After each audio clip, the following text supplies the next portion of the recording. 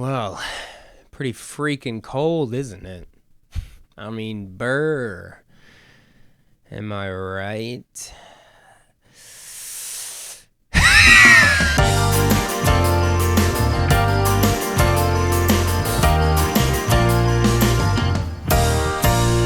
So I'm trying this new setup today where I have my loop machine hooked up. But my voice is delayed in these headphones, so I don't think I can keep wearing them. But I wanted to be able to start doing stuff like this. Start messing around with different effects. But for now, I can't wear these because it's confusing me. Hello, welcome back to my floor. Thanks for joining me on my floor. And happy holidays to everyone out there. I hope this video message finds you well. Does it ever strike you that it's weird that we're all talking to each other through cameras and things now? Like, I know it's normal, and I'm not saying it's wrong. I'm not saying we should stop doing it. I like it. I enjoy it. But sometimes I think about how for so long, people have only communicated face-to-face or writing things down or drawing pictures. And we've gotten to this point where I can set up a camera in my room, talk to it, and expect that other people across the world are gonna hear my message within a few days. Maybe this is just me getting older and sounding old. I don't know. But I've been canoodling the old noodle, as my great-great-grandfather Hyphen would say. Been in a state of impressedness. What is the word for that? I'm in a state of awe, I guess. So today I wanted to do a Christmas special. I missed the last couple holidays, and I sort of made it a thing last year that I do holidays. And I wanted to do Christmas this time. And for this episode, like so many other episodes, we are going to do a Christmas Christian Nightmares grab bag. If you don't follow this account and you feel like you need more Christian-related memes, specifically breaking down some of the more ridiculous aspects of Christianity, then this one is a good one to go to. So, without further ado, let's just dive in. Great starting point for all my witches out there. Witchcraft has been becoming more popular recently as a way to relate to the world, as a way to understand oneself. And of course, at this point in history, most of us have been taught that witchcraft has ties to satanic shit and has to do with like worshiping the devil, and somehow you're in cahoots with the devil. And not that there aren't like satanic witches or something, or people trying to like work with Lucifer, but by and large, that's not what witchcraft is. And in my understanding, it's also funny that she's sort of lumping together astrology, tarot cards, using crystals and magic healing stones, doing yoga and channeling spirits. Like, those are all very specific areas of study that have their own history and branches of knowledge. And I guess what this post is making me realize is that we've come to understand witch as like an umbrella term that just covers all of these areas, when yoga and witchcraft really don't have anything to do with each other.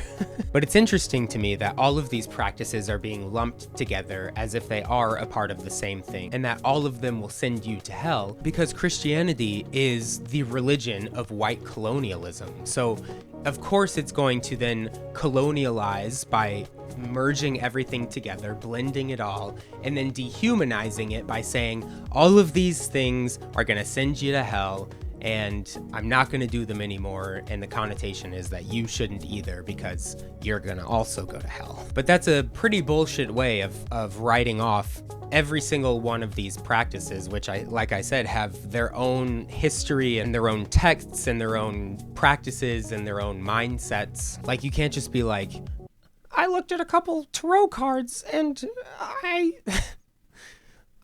tried to talk to the moon about my life, and call yourself a witch and suddenly think that you understand all of these things. I went to yoga on Thursday mornings for a few months, every Thursday for a few months. I'm a witch. I was going to hell. Like, I don't think God is super concerned with your physical health practice because I'm not a betting man, as we know. But if I was, I would bet that this person did not dive into yoga, commit themselves to yoga. This person probably just went to some yoga classes and did Adrian with yoga during COVID like the rest of us. So, good news, person, whoever you are, you're not going to hell. It's going to be okay. Jesus is our slime. Union Baptist Church, Pastor James A. Maddox Sr. First of all, what is it with pastors needing to have their shit plastered everywhere? And I know it's not all pastors, but when you start getting into the sects of Christianity that will make a t-shirt that says Jesus is our slime, they usually have this flare of charisma that really makes them want to be on the front of that shirt, directly underneath that statement. Jesus is our slime. Presented to you by Pastor James A. Maddox Sr. And just as an aside, I mean, we all know this is the kind of shirt that was made and worn by 30 other people at the same time as they were all preparing and praying in the airport before boarding their flight to get to Uganda, Africa, or Nicaragua, to get the slime of Jesus all over everyone in the world, to share Jesus's slime with the unsaved, unholy brown people found in all the corners of the earth. I feel like every other time I'm at an airport, one of those groups is there with some neon shirt on that says some ridiculous thing about Jesus and how amazing he is and how we should talk to them about him. I think the next question, though, is what do they mean by slime? Because when I see this, I think of the Nick TV slime shows where the slime just covered people. Oh, but the next slide shows us what it means. Slime stands for Savior, Love, Idol, Master, Example. And then there's a Bible verse under there. We can trust God when life gets messy. Does the Bible really say that? I don't remember that. That sounds like a very colloquial way to say, you can count on God when life gets messy. I don't think that was the Hebrew or Aramaic. That seems like it's gone through the millstone of translations for sure. So it seems like what they're trying to do here is get people to look at the front of the shirt with the big bright colors and the big bold letters and the slime, and it's like, Jesus is our slime, and it's a provocative name. Everybody knows the name Jesus and all the things that means. And then it's saying he's our slime. It's supposed to catch you and pull you in and be like, what kind of slime? What kind of slime is Jesus? And then you either go up and talk to the person or you find a way to go around them and look at the back of the shirt and you see oh, Savior, Love, Idol, Master, Example. And you can trust God when life gets messy, and life always gets messy for everybody because we're alive, and that's what it is. So assumedly, this feels like it's meant to show you, hey, Jesus is my slime. He's here for me when life gets messy, like slime. But he's the actual slime, the mess of my life. I can trust him when it's messy, and he's the mess. Right? Who made these shirts? I sort of see what they're doing, but they went in 3 different directions and stopped halfway on each of them and thought that they all connected because they were related to each other in some small way. But hey, I'm a little closer to Jesus now, I think, so maybe the shirt works. All right, let's look at another one. Fear God, not man, because one day you will answer to him, not to them. And ultimately, you will give an account for your life, and we will face the great white throne judgment. And many people don't know this. Many believers don't know this. You will face the great white throne judgment or the judgment seat of Christ. There are 2 judgment seats, essentially asking 2 different questions. What did you do with my son? Did you accept him as your personal Lord and Savior? Because you can't work your way to heaven.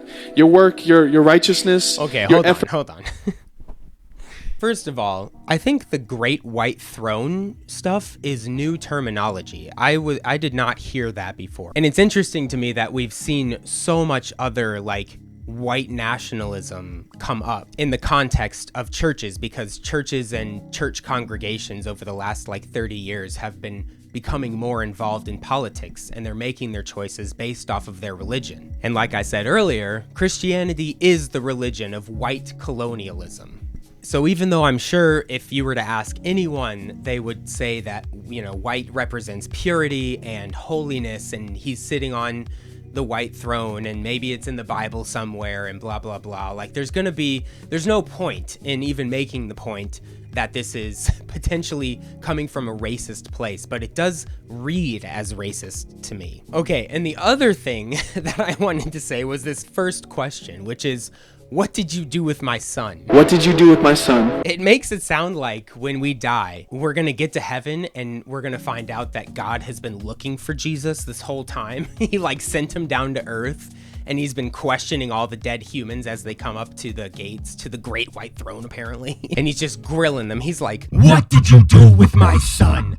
I sent him down there a long ass time ago, and he hasn't come back. The people he interviewed like 2,000 years ago when they killed Jesus must have been like, oh, dang. Yeah, Jesus, let me think. Jesus. Oh, yeah, I remember Jesus came through on a donkey one time. Yeah, the donkey. No, I haven't seen him since. Yeah, what happened to him? Well, since yeah, since the donkey thing, I think. Yeah. You haven't seen him. No, I haven't seen him. Yeah. Okay, I'm good. You're okay. good to go. Sick. Okay. Hey, the next guy, I think he knows about Jesus. His name is Pilate. Pontius Pilate. Oh, yeah. He's coming next. Pontius Pilate. Yeah, I think he knows something. Yeah. No, not me. The donkey thing was the last time. Okay. All right, I'll see you in there, big guy. All right, big guy. That's a good one. And then let's see what this second question is. What did you do with my son? Did you accept him as your personal Lord and Savior? Because you can't work your way to heaven. Your work, your righteousness, your efforts are like filthy rags, the Bible says. But the way you get to heaven is through a person, not through practices, but through a person. His name is Jesus. And the second question will be asked is, what did you do with what I gave you? Did you leave a legacy? Did you leave an inheritance for your children's children? What's going to be said on graduation day? What will be said the day you die, you lose your life, you walk into heaven? What will God say to you? What will humanity say about your life? Did you make a difference? Did you just enjoy life? Did you just have a good time? Or did you make a big impact? Okay, so the second question is, what legacy did you live? And honestly, that's not a bad question. That's fine. But it does present it through an unhelpful lens, I think. So this lens is forcing you to reflect on your choices and what you are doing here on the planet and in the world. He even asked the question, did you leave an inheritance for your kids? Like, what did you do while you were alive, basically? And it's interesting to me that this is one of the two questions, because I think if more people reflected on this more often, more good would happen. But I don't think Christianity, by and large, encourages people to think outside of the paradigm of heaven and hell, and when is the world going to end? When is Jesus coming back? And how can I save other people? I don't think Christianity inspires people to think about their legacy other than how it relates to God. And that is the problem, I think. When you see what you're doing in life as being inspired by someone else, and having to go through someone else's acceptance before you know that it was an okay life, you spend your entire life questioning yourself. You spend your entire life trying to run the ideas past this person who never explicitly responds. And I would argue any response people feel like they're getting is coming from the subconscious. I don't think that means you shouldn't listen to it. I just think we should start being honest with ourselves that the voice that we think is God, is the creator, is actually just ourselves. And then that will give us the awareness to start taking personal responsibility for who we are in the world and not putting it off until later, until someone else that nobody else has access to until you die tells you that it was okay. You know the phrase, only God can judge? And you know how it's often used when people are trying to skirt responsibility? Yeah, that's the same bullshit. I think people are using only God can judge as a way to write people off and disconnect from them, to not have to worry about them anymore and not have to help them anymore. You then have a moral framework to be able to say,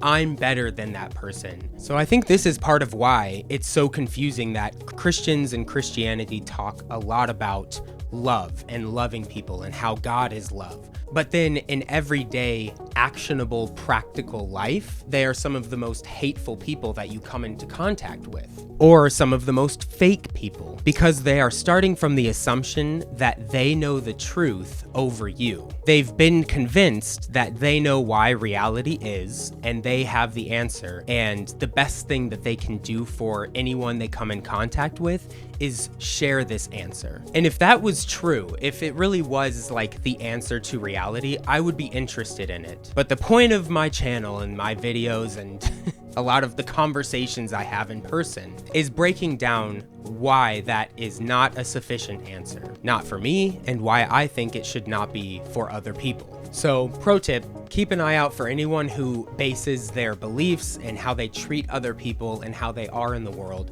off of being judged by somebody else. And it doesn't even have to be judged by a divine being that nobody can access, which feels useless to point out. But even if a person was allowing another person's judgment to decide their moral foundation and the framework that they use to approach the world, I would view that as problematic. I think we need agreed upon moral frameworks to be able to have a society, to be able to have neighbors and work with each other and build greater and better things. But I think that still has to come from a place of, can I live with me? Can I face myself and be okay with my choices in every single moment? Christianity gives you an out. It allows you to exist in this kind of floating space where you get to just believe that all of the big things in life and death, good and evil, existence, your purpose, your life path, have been decided beyond your ability to even understand how they've been decided. And that leaves you in a place of not having to think about your legacy, not having to think about the inheritance of your children. Because the greatest inheritance you could give them is the mental virus of Christianity in your mind. Of course, you wouldn't look at it as a virus when you're passing it on, but it's the self-replicating thought pattern that believes in something outside of itself that is taking care of its existence so that it does not have to face the reality of being the thing and the person that has to take steps in the world to be the person you want to be. It takes more self-reflection to be able to go in and say, what am I doing in this moment? Why am I doing it? What would I like to do right now? Not because God said so, not because I was taught something by other people, and not even necessarily because it's going to benefit other people, but because it's going to benefit you and your life and your body and your brain and your existence. And then that can start to reach out beyond you. And then you don't have to worry about when you go to heaven one day, is God going to tell you something? We don't know what the fuck God is going to tell us. Best case scenario, this God doesn't exist because he fucking sucks. So you don't have to imagine into the future and decide whether your actions now are going to be deemed as good or worthy. We are allowed to decide for ourselves in our individual experience, was this good? And if you think it's good, discovering why you think it's good. And if you think it's bad, discovering why you think it's bad. Not because you read it somewhere, not because you heard it from somewhere, but because you are discovering existence from your perspective. And you are deciding how you would like to be. Like, I remember what life was like believing that everything came down to these two questions. What did I do with my time on this earth as it related to God? And how close to Jesus did I get? Those were the only two things that really, really mattered. And that's what this dude is saying here. Other things mattered, but only insofar as they got me closer to God. But that's intangible. When you think about it, how do you know that you're closer to God? You feel like you're closer to God. You feel like you're starting to get into a better flow. You feel his presence in your life. It's all a subjective experience that you're having. I can't look at you and say, I can really tell you're closer to God right now. Unless I have a framework for that and you look relaxed and I associate that with being close to God because that's the only way I understand how to frame a person being happy. Then sure, in that scenario, and probably other hyper-specific ones like that. But in general, you as an individual are the only person who can say, I am closer to God, I am farther away from God. And at the end of the day, Christians would also say, I can't ever truly know because God knows my heart better than me. There's always that question, regardless of how much you commit and how hard you push and how close to Jesus you feel, there's always that question that God might say, I never knew you, off with you to hell. Oh wait, yo, I never knew you. Off with you to hell. So it sucks. This sucks. This guy sucks. Don't listen to it. All right, one more. This global warming business is anti-God. If you don't believe God can run things, he created this world. And a lot of people, here's what God spoke to me. I'm going to show you something I've never shared before. I don't think.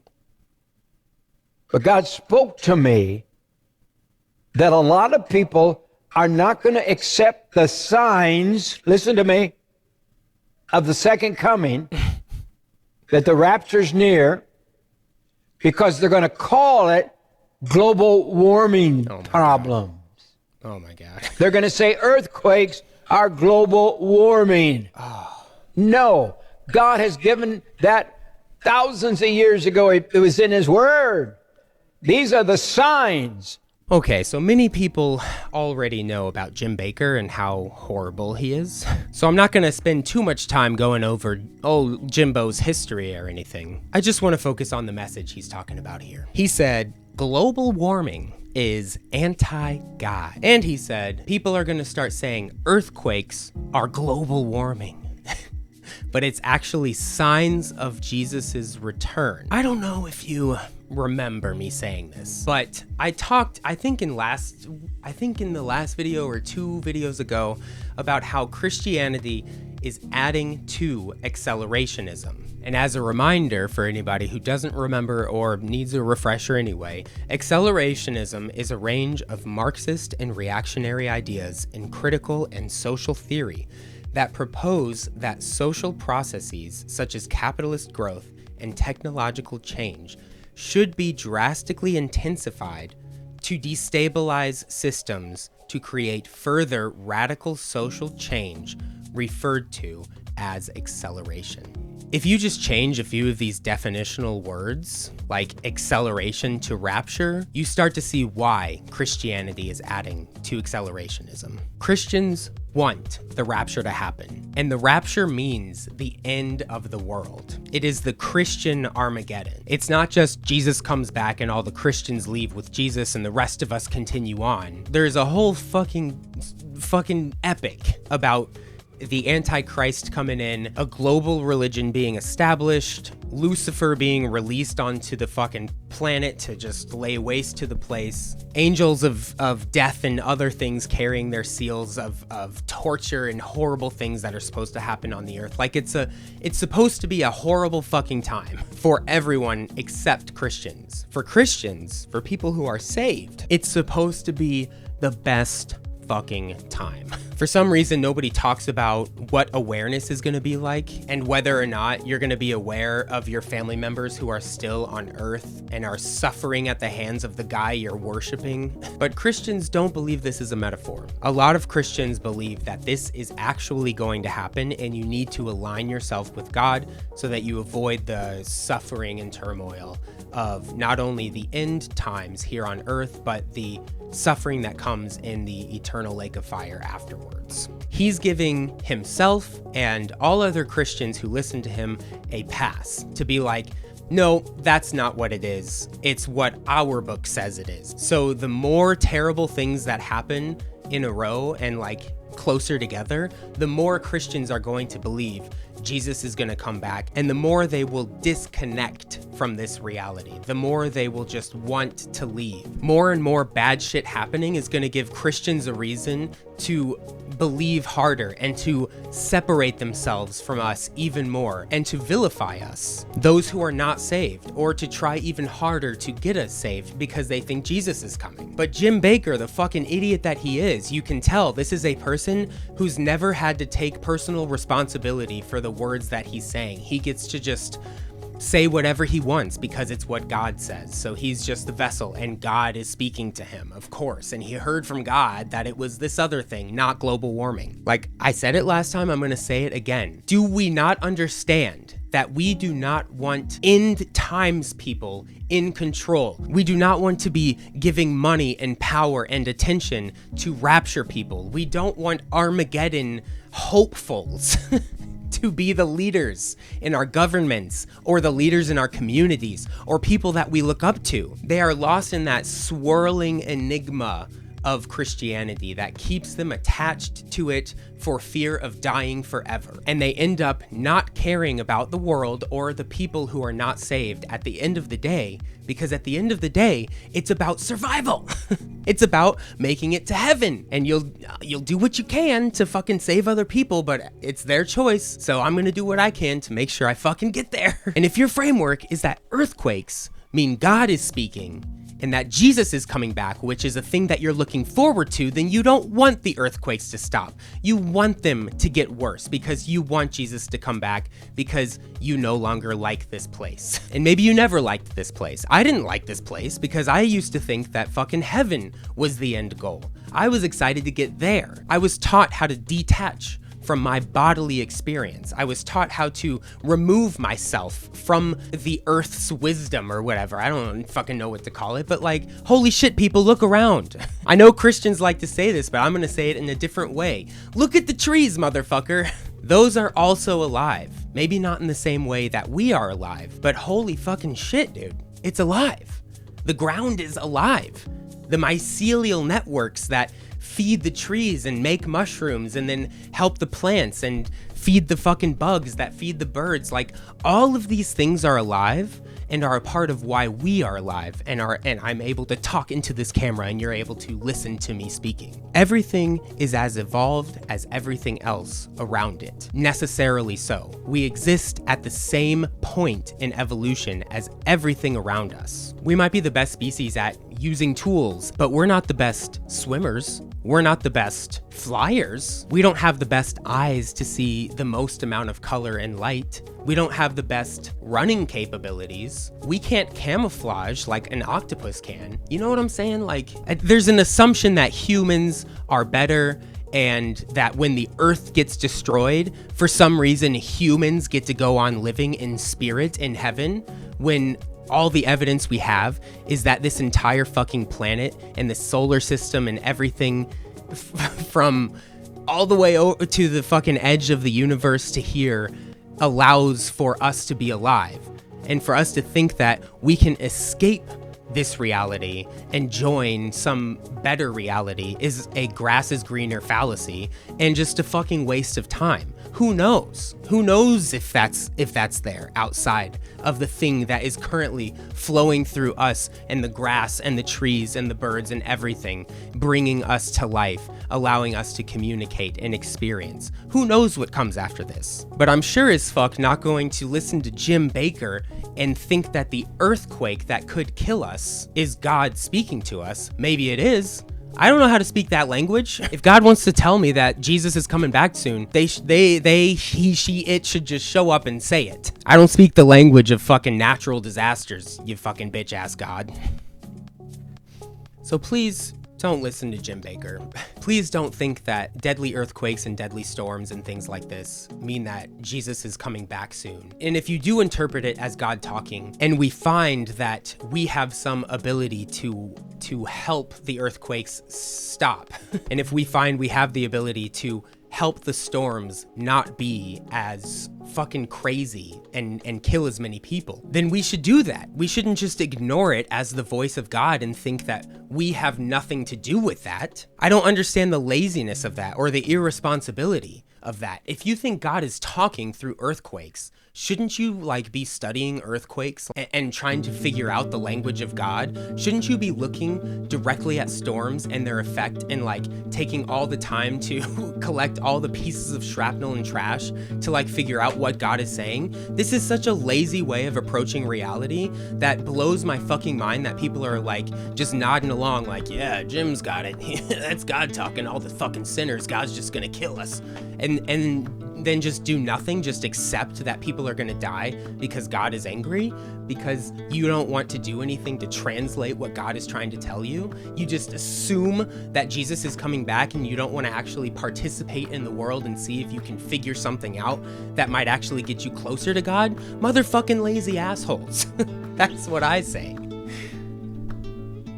But hey, who am I? I'm just on the floor with you. So anyway, to wrap this all up, go into this holiday season not holding on to some like idea of what you want it to be like. Not fucking hoping that it'll be magical and it'll feel like you did when you were a kid. Not celebrating the birth of a baby 2,000 years ago, but showing up as you are and experiencing the holiday.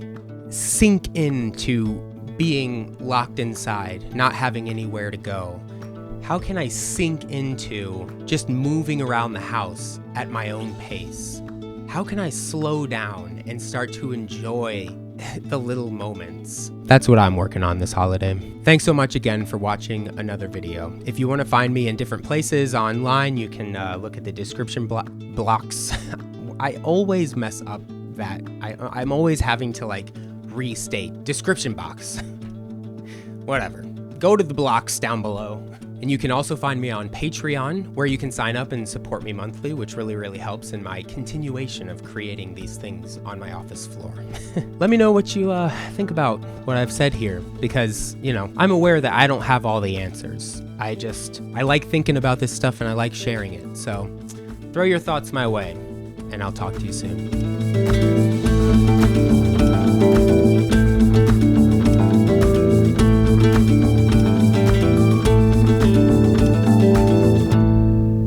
What the fuck did you do with my son?